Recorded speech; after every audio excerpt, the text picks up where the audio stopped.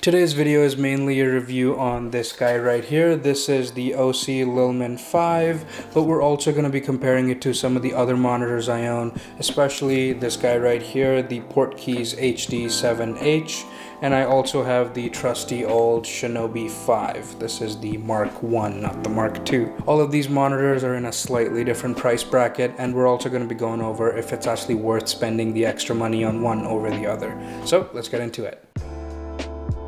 Just a quick disclaimer before we get into this video, OSEE did send me this monitor to review. I don't have to send it back, so I do get to keep it, but all of the opinions I'm about to share are my own, and OSEE doesn't get to see this video before it's posted. So let's get the price out of the way here. The Portkeys is the cheapest one on the table. This one is a whopping $99 US, and the Shinobi being the most expensive option. Again, this is the Mark 1. This one is $400 US. And the OSEE that we're mainly going to be talking about today kind of slots right into the middle with $200 US, $189 to be exact. Now that we have a little bit more context, let's go over what the OSEE here has to offer. So just looking at the monitor, I would say it's a pretty well-built monitor. I personally do enjoy like the squared off design. It's not super comfortable to hold. The corners kind of dig into your hands, but again, how often are you actually holding your monitor like this? It just sits on top of your camera, and I would say this guy looks pretty damn good. Also, speaking of the build quality, I would say it's about 90% of the build quality of the Shinobi. They're fairly close, and that's saying a lot for something that's half the price of the Shinobi, and it is significantly better than the Portkeys, which is again $99. So for an extra $89, you are getting significantly better build quality, which is nice to see. Now let's just go around the monitor super quickly and go over the I/O. Starting at the very top, we just have the vents for the passive cooling. There are no fans inside of this thing, so it's just the vents up top and at the bottom that help keep the monitor cool.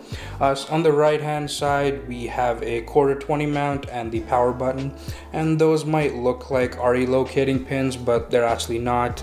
They're for this bracket, and it has like these two pins on the top and bottom. Again, they're just too small to be locating pins, and they don't actually help the monitor stay in place if you're using a different mount, but they do help with the bracket that they send you. So if you use this guy, the pins are great. Otherwise, they don't really serve any other purpose. At the bottom, of course, we have our standard 1/4-20 mount, again with the non-real locating pins, and the SD card slot on this side to load LUTs onto this guy. Again, more vents as well. So you can mount this monitor horizontally and vertically, which is nice. And on the other side, we have a headphone jack and a couple other ports there. Nothing crazy. The back of the monitor is actually the most interesting part because it has HDMI in and out, which even the Shinobi, which is twice the price, doesn't have. It just has an HDMI in. So that is very nice to see, and it also has a DC port right there. So if you don't want to use NPF batteries, you can just plug it directly with, you know, a D-tap cable to a V-mount battery or what have you, or directly to mains power. Again, the Shinobi that's double the price does not have that feature. Again, you can buy a battery eliminator from Atomos, but again, that's just an extra expense, and it's nice that the OSEE monitor just comes with that DC port right there. Just really handy. One thing I did notice about the battery compartment is that the button to release the battery is quite stiff.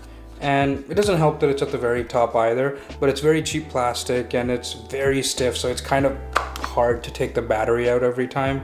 So I wish they had spent a little bit more just in that button there. Again, that's the one part of the monitor you're going to interact with most often. And the button on the Shinobi is much nicer. It's in the middle of the mount, so whenever you mount a battery, and I can pretty easily just take it out with one hand. And this just feels a lot better than the button that's on the OSEE. I also wish that OSEE had gone with a switch design instead of a power button. I personally just never enjoy when monitors have buttons instead of switches, simply because I can just leave it on and I can just turn off my power from the V-mount battery, and that way if I have 5 different things connected to it, one button can turn on and off pretty much my entire rig. But with a button, you actually have to manually turn it on every time, and that can be a bit annoying. And if personally it doesn't matter to you, then it doesn't matter, but someone who likes to rig out their gear a lot, this is a bit of an annoyance, so I wish it was a switch. Turning the monitor on, the first thing you immediately notice that it's a touchscreen, which is great to see. Again, twice the price of the port keys, but you are getting a touchscreen here compared to the port keys, which is just buttons to navigate. So this is a much appreciated upgrade. And I also really like that you can change the brightness just by swiping up and down on the screen, just like that. That is a great feature to have, again, if you're going to be adjusting that quite a lot. It's just super handy. You don't have to worry about going into any menus, just swipe up and down and you can adjust your brightness.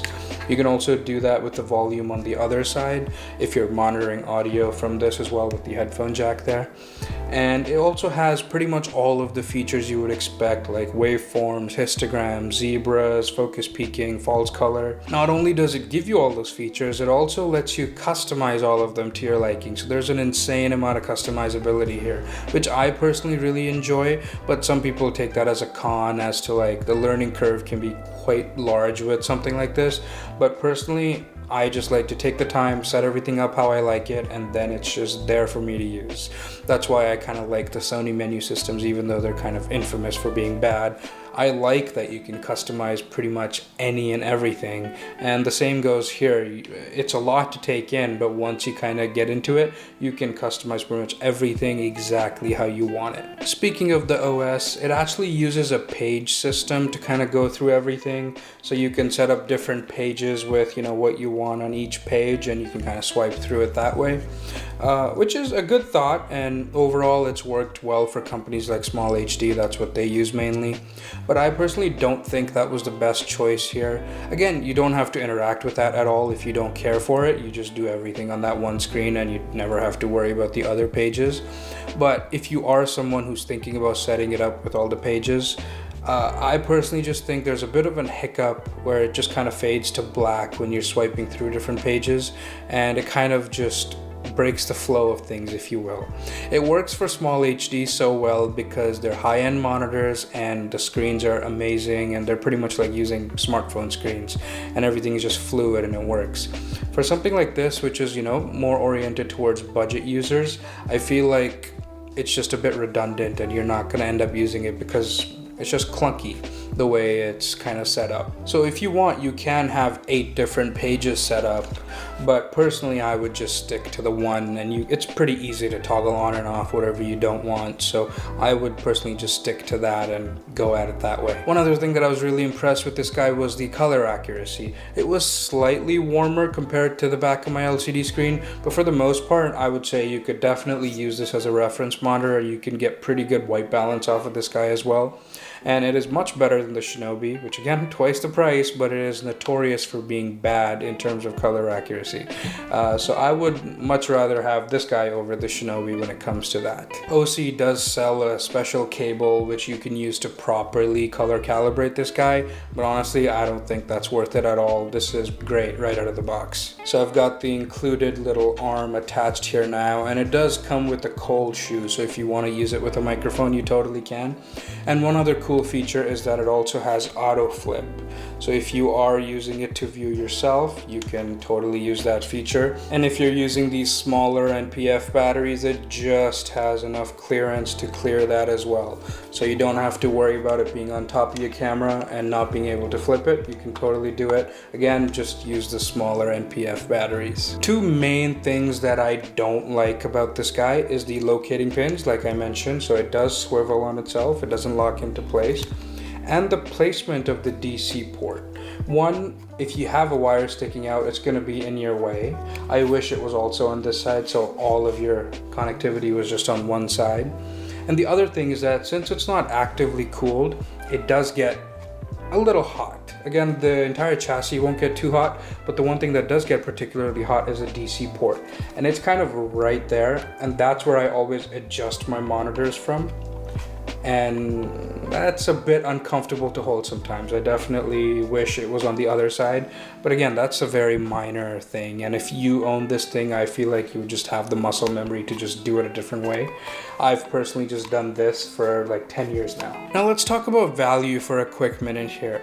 After using this OSEE monitor for a little bit, I honestly find it kind of hard to recommend the Shinobi. Again, they're both 5-inch monitors, they're very similar in size. And this pretty much has everything that the Shinobi has. Mind you, it also has extra I/O on the back with the extra HDMI port, and honestly, the HDMI port's placed better. I prefer when it's on the back of the monitor, and it also has the DC port right there. So you have more power options, you have more connectivity options. It feels pretty much as good as the Shinobi, and it's half the price. So I would say if you're in the market for a monitor, ditch the Shinobi completely and just go with this OSEE. And overall, even compared to the port keys here, again, the big selling point of the port keys is that it's a 7-inch monitor, but it does have some shortcomings, like it's not a touchscreen and it doesn't support LUTs. That was the big one which I went over in my review. I personally really want my monitors to support LUTs, but if you don't care for a 7-inch screen, I would say it's worth it to spend the extra 89 bucks. But if you have a camera that outputs LUTs, like I've recently bought FX3s and they have the option to just output LUTs over HDMI, then I would say the port keys, probably for me personally, I would still go with a 7-inch monitor over a 5-inch monitor. But again, I understand I'm in the minority here. Most people prefer a more compact rig. So I would say the OSEE, really, they've just knocked it out of the park. This guy looks good, it feels good. The OS is not great, but it's not terrible. It's totally usable. You can customize it 100 different ways, which is fantastic to see. And I honestly don't have a lot of bad things to say about this guy. I would still give a few points to the port keys. Again, it's a very budget monitor, but 7-inch screens, in my opinion, are just superior than 5-inch screens. And I'm okay going through the extra hassle of carrying this guy around. But if you're in the market for a 5-inch monitor, I truly think that it's time to retire the Shinobi, the Mark I, and just pick up the OSEE. Again, the Shinobi Mark II offers a totally different set of features. It's half the thickness and it has camera control, so that's a totally different ball game. But if you're looking at the Mark I and this guy, this is a clear choice here. You just go with the OSEE and just forget about the Shinobi Mark I. Alright guys, that was it for me today. Thank you so much for watching. If you like this video, don't forget to leave it a like, subscribe for more videos like this, and I'll see you guys next time.